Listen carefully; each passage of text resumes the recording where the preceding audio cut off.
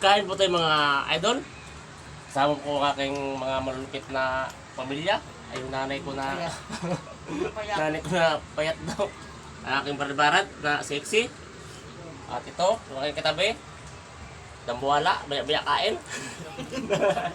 Ang aming ulam pala ito, nilagang okra, talbos ng kamote, may betong talong, may daing na bangos, boneless ba yan? Boneless. At may, parang may nakitang fried chicken kanina, parang hindi ako binigyan na. My goodness. Kanya-kanya na. Ayun o, kasawa namin pala bagoong na may kamatis. Wala ka ng silya kasi takot sa ang yung mga kakainan.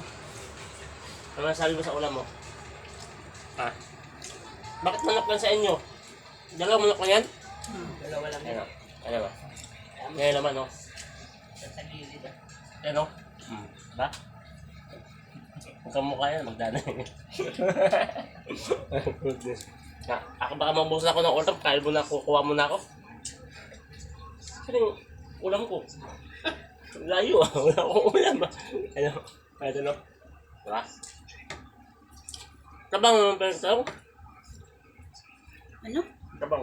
Tangat naman po. Mga gano'n, okra. Pwede masili din. Ba?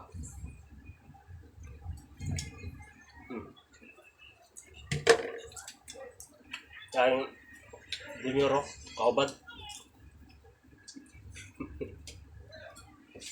Pero kami ako na. Siyempre, ang ulo. Ulo. Saan ba bilhin to? Sa Grahe, sa totong? Bakit tabang? Tabang na eh. Ito? Ano Talbos matabang? ng kamote. Tapos di sa Ano matabang? bagoong.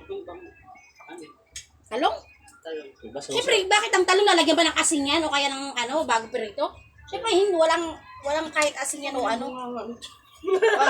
Tabang, maghanap ng tabang. Bakit ang talong ba, lalagyan ba ng asin siya ka magic? Bago iprito? Ah. Ano nakitang talong lalagyan? Seryoso ito dyan, no? Kaya mo na ka ba ito? Kaya nga bagoong. Diba?